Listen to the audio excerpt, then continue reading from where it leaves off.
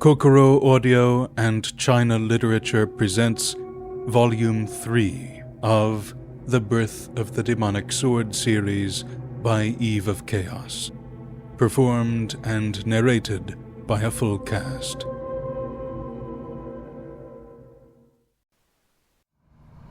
The capital of the Utra country was placed near the borders of the nation.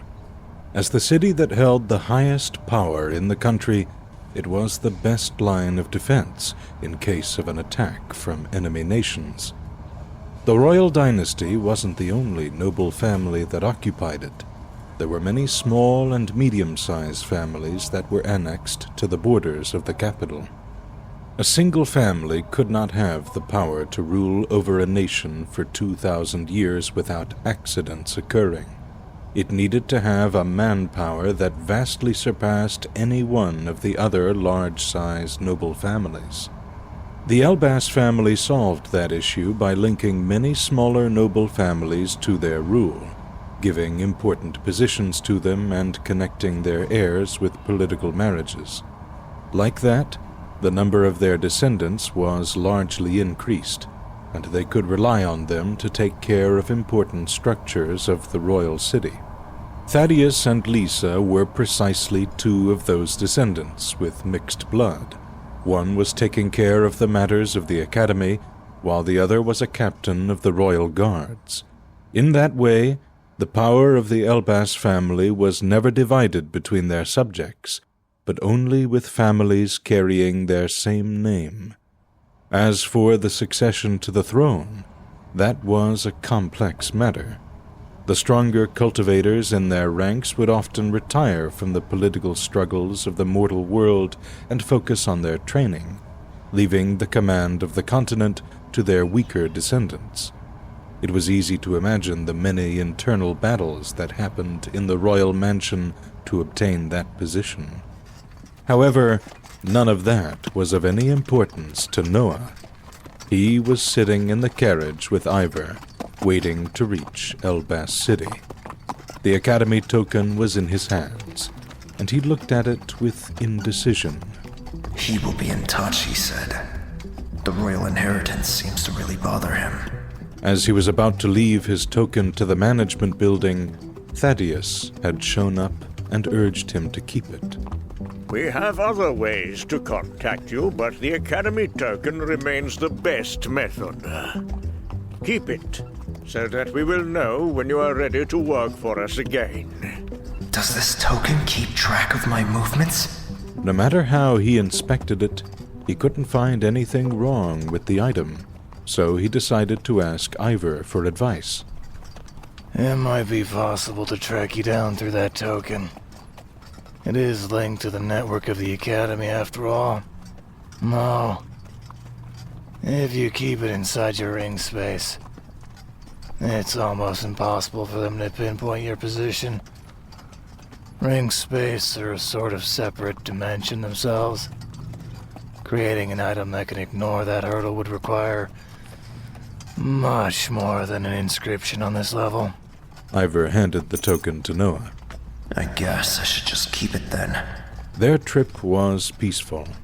In 2 days, they arrived at the gates of the royal city. What's our move? Ivor asked, staring at the tall defensive wall that encircled the city. We first reach the Hunters Guild. After I know more about my duties, we will look for a place to stay. Noah looked in the distance to find where the wall ended. Nevertheless, the walls were too big. Being right under them made it impossible for Noah to even see a part of it. I wonder if the King of the Valley could take down this city. The strongest being that he had ever seen was his measure of comparison regarding sheer power. He imagined the huge white snake crashing on the wall and destroying it, but then he shook the image off. It's the royal city that I'm considering here. Balvan Mansion had an inscribed defensive wall. How could Elbas City not have it too? Ivor and Noah neared the gate and put themselves in line with the other people who wanted to enter the city. The inspections of the soldiers went smoothly, and in a few minutes, they were inside the city. Noah was exempted from paying for his identification token, since the one from the Hunters Guild was considered a formal invitation. But he still had to give 50 credits to the soldiers in order to allow Ivor's entry. How can you not have an identification token? The reason why Ivor didn't have it was simple. I lost it. Noah signed, but still paid the required sum, and 2 golden tokens were delivered to them. They were quite simple in their design, with only the names Vance and Ivor on them. Right after the gate, there were many structures used for renting carriages led by magical beasts, with loud people publicizing them. Eastgate's fastest transport's right here. Our business has the lowest transportation costs in the whole city. Come to us. For a small sum, we offer the best services and comforts. There were more than 5 businesses dealing with transportation inside the city. It was obvious how populated the capital was. Eastgate. Noah was confused about that. There are 3 gates on the city walls. East, west, and south. And the northern side faces the other countries. So they didn't build a gate in order to maximize the defenses of the city. Noah nodded in understanding. He moved toward the man who publicized the low prices. How much to reach the Hunters Guild for 2 people? The man happily turned toward Noah and joined his hands in a friendly gesture. A trip for 2 would be 200 credits. We can ensure that you will reach your destination in less than 1 day. The fuck? 100 credits for a 1-day trip? Noah looked toward Ivor, who sensed his shock, but Ivor just nodded. So these are really the normal prices here. The Royal City sure is expensive. Fine. But I want you to tell me where I can find a map of the city. A carriage led by a rank 1 4-horned bull moved at a high speed through the streets of Elbas City. Inside, Noah was attentively studying a map, while Ivor was snoring loudly. After quite some time, Noah raised his head from the drawing and put it back in his space ring. 20 credits just for the simple map. To live in the Royal City, you would require a profitable profession.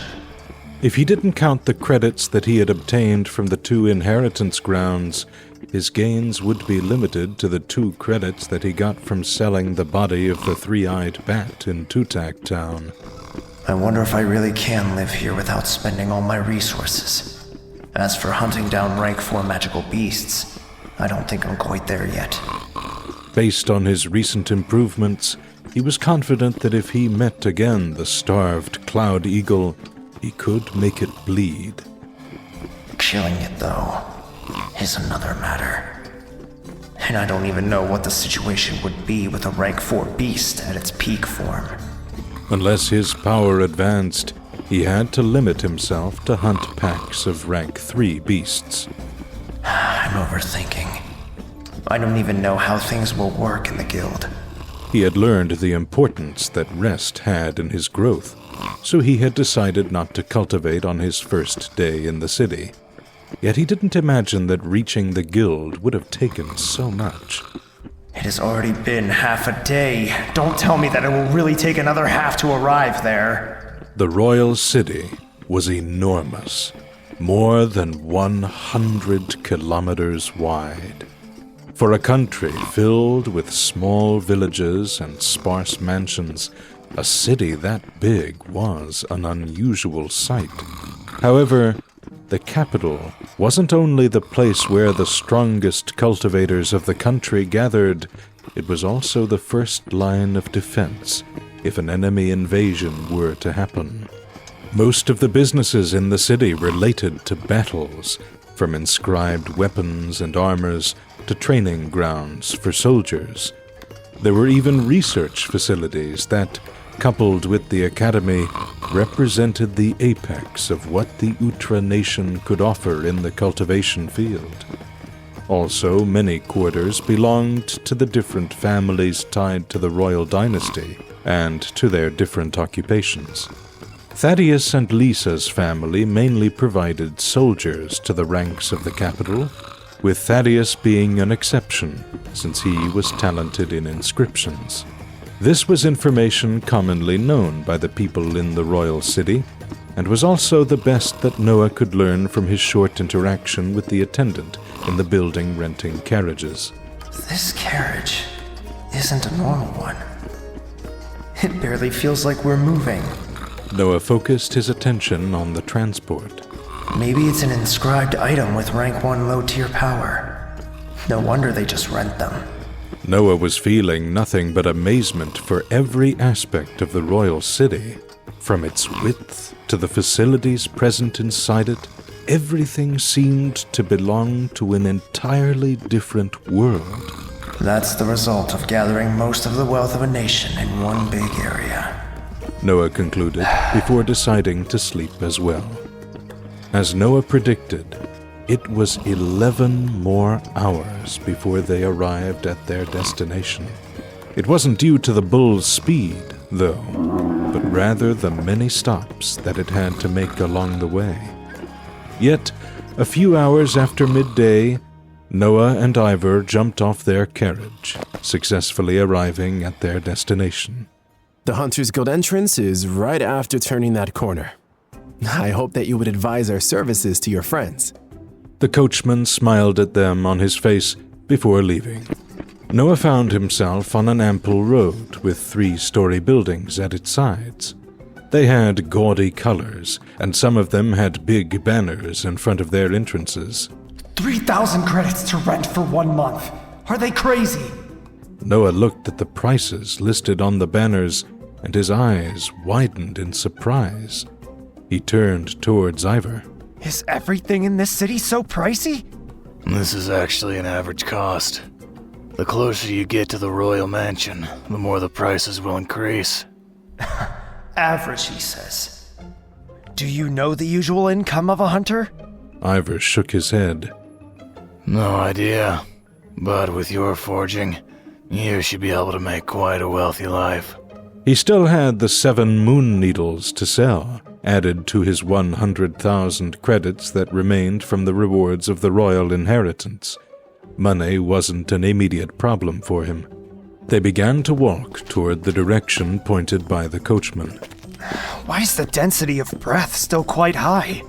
This should be a normal area. Since the capital is so pricey, it must have its benefits. There are breath blessings in every quarter of the city, and there are even special houses that have other features.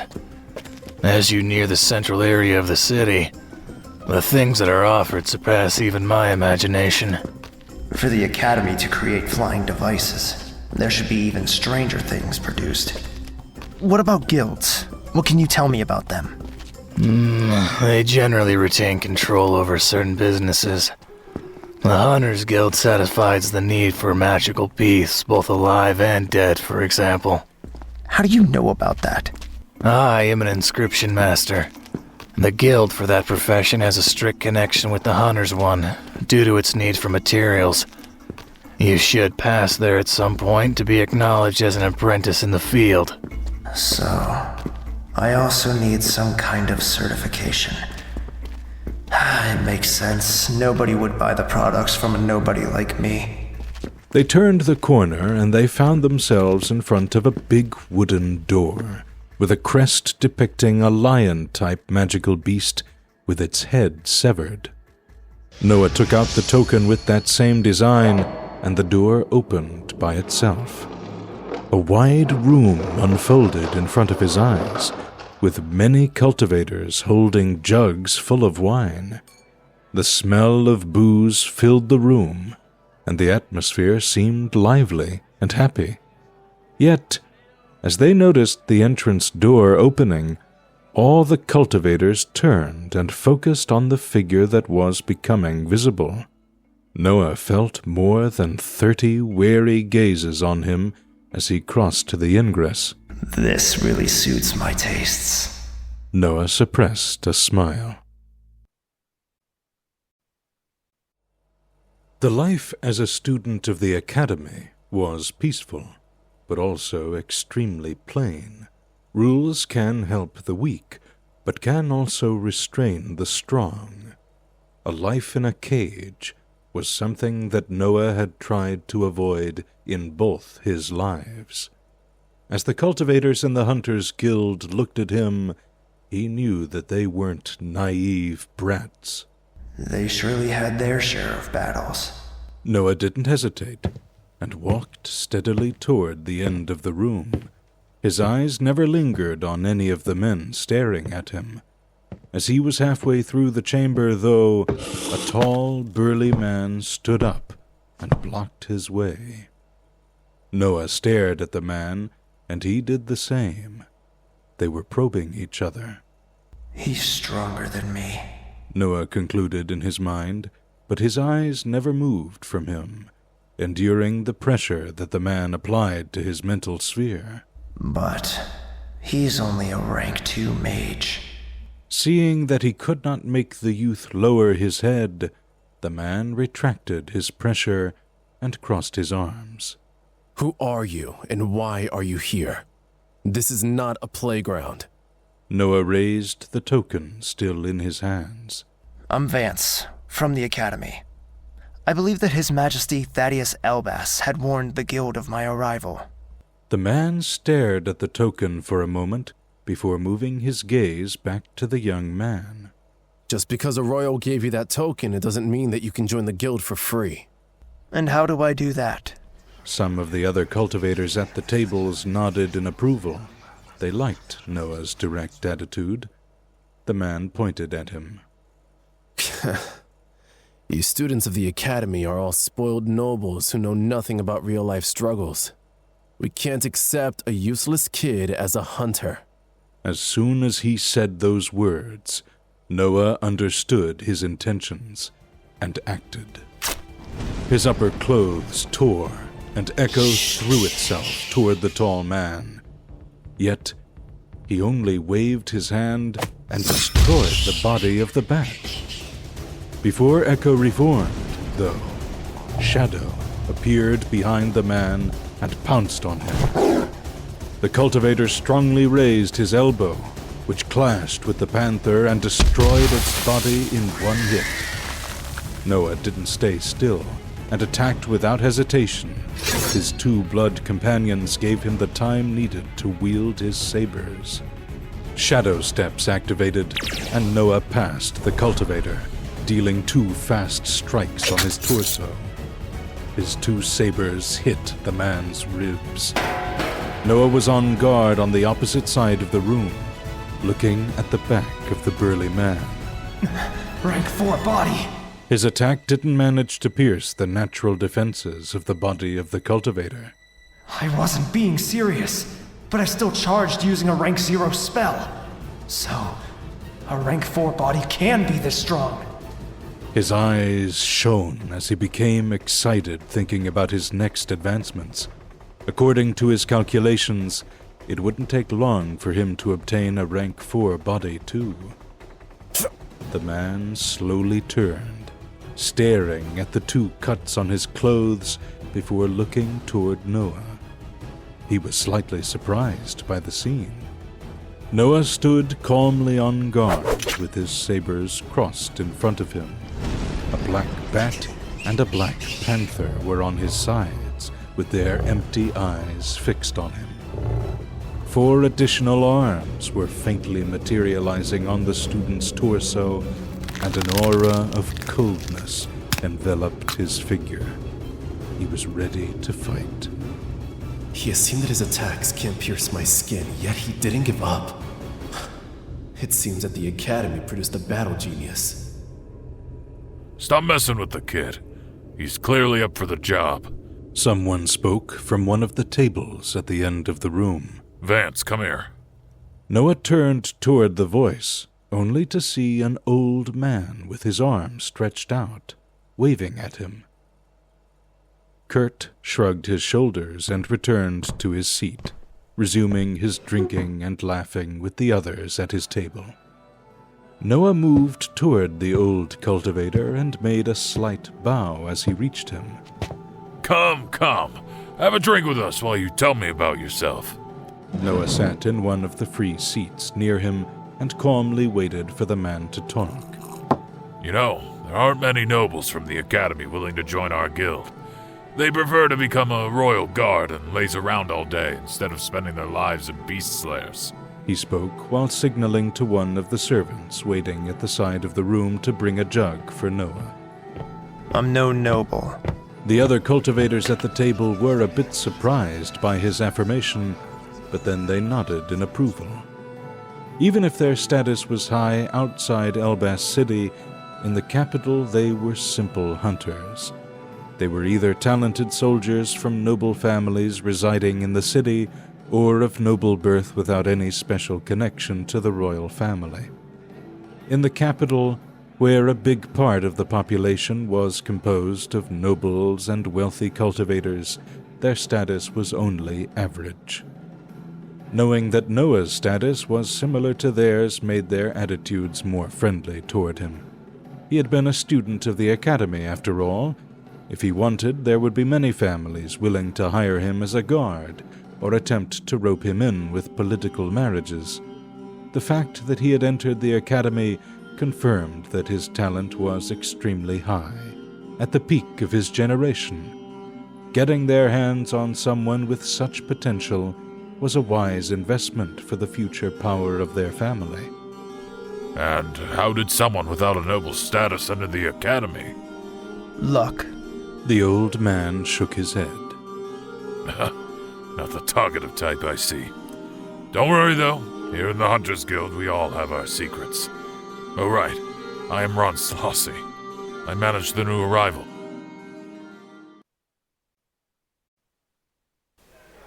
A jug full of wine was laid in front of Noah, and he took a sip from it after doing a quick inspection with his mental energy. It had become a habit by then to use his mental energy to look at everything before his eyes did. The wine was strong and dry, far from the quality of Ivor's. I need to teach you some procedures before you can start hunting. I'd say to start with the activities of our guild. Noah raised his attention at Ron's words. We can hunt freely. There's a detailed map of the areas near the capital with descriptions of the various fauna of each zone. Also, each magical beast has a different value, as do each of their body parts. You can look at their values on the first floor of the guild. They generally vary due to their need in the royal city. Noah nodded internally. That's pretty standard. The value of something is given by its demand in the market. We also sign the area where we are going to hunt so that other hunters can decide if the competition for a certain beast is too high and switch to another target. We always try to avoid internal fights, and the rules are quite strict regarding the ownership of a certain beast's body. Ron then pointed toward the table where Kurt was drinking. That guy Kurt has been a hunter for more than 10 years. He usually hunts rank 4 beasts with the cultivators sitting with him. We trust him a lot, so don't be mad at his behavior from earlier. He just wanted to be sure that you were worthy of the guild. Hunts rank 4 beasts in a group? So not even he can kill one alone? Noah needed to know. Are rank 4 beasts that strong? Ron drank from his jug before answering. Well, yes. They are entirely in the heroic ranks, while humans need all 3 centers of power in the 4th rank to be considered at that level. Kurt has a rank 4 body, but his other 2 centers of power are still in the human ranks. He has managed to kill a few rank 4 beasts alone, though. It's just way safer if it's done in a group. So it's doable. Noah lowered his head on the wine to hide the excitement that he felt. You can join or form a group, or even go alone. It's up to you. All of this can be done on the 1st floor. The deposit is on the 2nd floor. You can sell or buy beasts' corpses and body parts there. You have discounts based on your hunt's quota. There isn't a maximum of the discounts that you can get, but you must meet a minimum quota. It's about 15 intact rank 3 beasts' corpses per month. That number varies depending on the type of magical beast that you deliver. Don't worry though, you will be paid for those beasts. The guild just does that to force its hunters to work and not take advantage of our favorable prices. That is pretty lax. 15 rank 3 bodies are really easy to collect each month. Can you deliver 30 of them at the same time and then be free for 2 months? He was worried that his forging sessions could be interrupted. Ron nodded happily. Of course! Otherwise, everyone would just let their prey rot in their space rings in order to deliver them in the next month. Trust me, there was that issue once the higher-ups tried to strict monthly method. No wonder. It takes a day just to get out of the city. By the time you reach the hunting area, kill the beasts, and come back here, at least half a month will have passed. Noah shook his head internally. I should just get the quota for a few months done in my first mission, and then focus on forging. He didn't forget his purpose. He needed to find a place suitable for cultivation and for his experiments. Since he finally had a rank 2 Dantian, he could begin the tests to forge a real weapon, useful for his current battle prowess. Oh, remember that you can also bring alive beasts. We keep them in the underground rooms. Their value is way higher than the dead ones, of course. Noah's eyes lit up. Do those rooms have rank 4 beasts? Ron was speechless for a moment before exploding in a sonorous laugh. The cultivators, sitting near him, who overheard Noah's question, did the same and laughed to no end. Did I say something wrong? Noah was confused by their reaction and waited for them to explain. Ron forced himself to calm down and gulped a mouthful of wine before answering. Tell me, do you know of someone capable of dragging a rank 4 beast alive here? Do you also know of a cage capable of holding him? And at last, if you really do know him, why would he lower himself to being a hunter? Noah realized how stupid his question was. Capturing a rank 4 beast alive was extremely difficult, far more than killing one. As for restraining it, that meant that its cage had to be an inscribed item with a rank surpassing the second one. Why would a cultivator with such capabilities choose to be a hunter? Someone with that strength could become the patriarch of a noble family, or found their own noble house. There was no reason to limit themselves to working for a guild. I didn't think about it. His excitement had clouded his mind. If he could obtain the blood and the core of a rank 4 magical beast, he could attempt to create a blood companion as his sea of consciousness became stronger. His 2 blood companions had the strength of a peak rank 3 magical beast. They could only be used as shields against cultivators on Noah's level. They were still useful in dealing with other magical beasts, but Noah was starting to rely less on them. I guess that, in my demonic form, they can cause some trouble to other cultivators. Yet, having a rank 4 beast as a blood companion would really boost my battle prowess once I reach the heroic ranks.